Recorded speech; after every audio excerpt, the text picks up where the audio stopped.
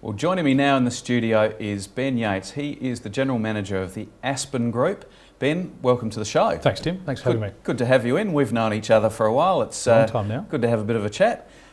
So perhaps for those people who haven't seen you on TOOP TV before, tell us a bit about Ben Yates. Well, I'm the General Manager of the Aspen Group here in South Australia. We're a major city developer here, better known for the City Central project, which we can talk about a bit later. And I'm also the President of the Property Council here in South Australia. Well, congratulations on that. Thank you. That must have happened in, what, the last 6, 7, 8 weeks? It has actually. Well, earlier this year, in February actually, took over from former President Justin Hazel, who I know you're familiar with, so we're happy to continue to support TOOP TV. Good work. All right. Well, look, Ben, tell me about the Aspen Group, perhaps.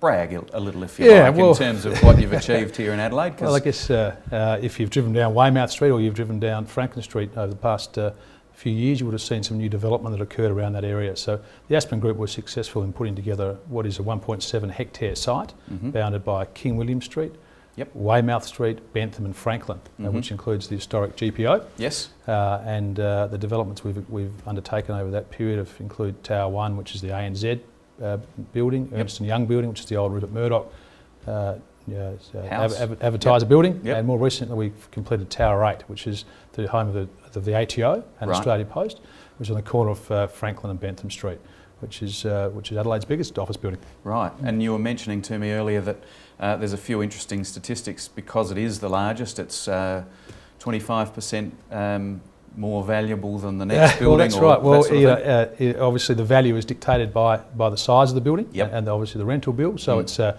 37,000 square metre building, which is a big building for Adelaide. It's massive building for Adelaide, and underpinned by the Australian Taxation Office and Australia Post, which and a great new cafe restaurant underneath. Got to get a plug in for James Tambakis and his wife, which is public underneath under Tower 8. It's a great restaurant. So we're very pleased that we finished that on time and on budget. Aspen Group has kept half of that asset along with our partner in Telstra Super. Okay.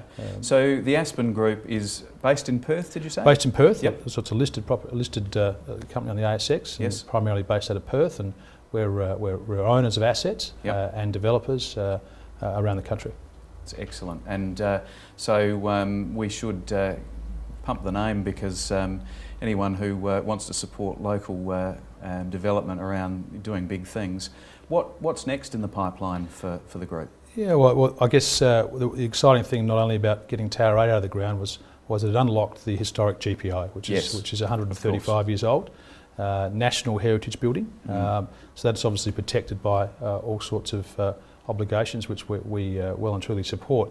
But we also own the land in and around that historic building, so we have plans for other developments which will integrate with that GPO, completing what will be the final stages of the City Central site. So that includes a mix of retail, cafes, restaurants, bars, as well as potential for some residential and some further office. Okay. So we've really tried to create a mixed-use precinct which is active the majority of the time. Okay.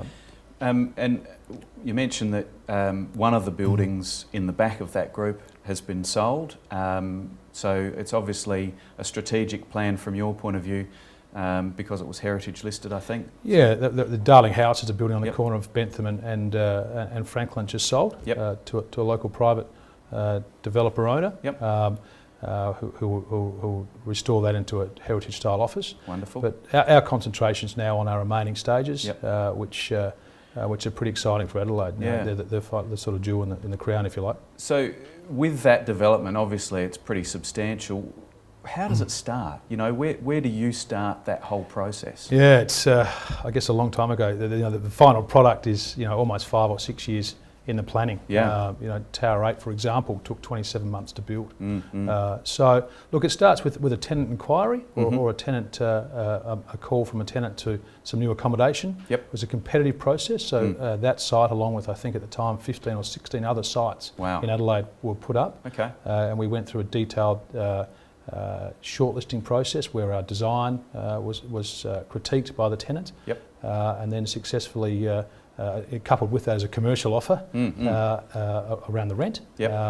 And if you're lucky enough to get those two right, you win the tenant. And then the process starts of procuring finance and construction finance, and in our case, there's also a party that wanted to buy the asset, being Aspen Group at a headstock level, Yes. as well as Telstra Super, one of Australia's largest superannuation funds. Yeah, absolutely. So, but it all starts with the tenant being happy with the offering that you've designed. Right. Okay. So your architects will tell you that's them, Tim. Yeah, well, I mean, it's an amazing process. Of course, the other thing that I thought of during the conversation, how many other people are working for you, with you here in Adelaide? Well, look, at one point in my team locally, there were 5 of us. Yes. But I guess on site at any one time, when you're building a building like that, there are upwards of 300 or 400 guys on site, Right. And women as well, building this building during the construction process. Mm. So, a developer, through the very nature, has a lot of disciplines working with them: structural engineers, architects, bankers, lawyers, etc. All part of one big team to try and to make these projects happen. Yeah, it's amazing the tentacles that go out through the community here in Adelaide and Absolutely. And whatnot. Yeah. It's brilliant. Perhaps moving on to your role now as the President of the Property Council. You've been in it a short time, but obviously involved in the developing and whatnot across Adelaide. What's your charter over the next period of time? Well, I guess we've been very successful over the past few years, and I sat in the role as Vice President for some time, supporting Justin. Yep. I guess we're big supporters of a 30-year plan. Yes. We were sort of integral in calling for a plan to be brought forward by the government in 2007. We were active in vetting that plan with robust discussion around some of the strategies involved, along with our members. So we're very keen to see that process and that plan be the blueprint for development in the state. Yep. What that does, in our view, Tim, is it allows the development to occur, but at the same time protecting the things we love about our city. Its livability, its open spaces, and etc. So there's no doubt that development and growth, household growth, is going to continue by very nature of population growth, but also, if you like, social changes, divorce, more single households, as you would know in your game. So growth's going to occur, and it's about how we see that growth occur in combination with the things we want to protect. Yes, obviously an intelligent plan to ensure that everyone's happy along the way. Exactly. So we're very supportive of seeing that continue. And look, a year out from the election, our role in the Property Council is to advocate for our members and see that the best economic drivers are put in place for the state to do well and to encourage growth in all sectors. Play around and have a chat with the politicians about stamp duty and land tax. Yeah, well, they're always hot topics. Yeah, aren't they? So car park tax, the other big one that we're working on. Yeah, that's what we're working on at the moment. So, yeah.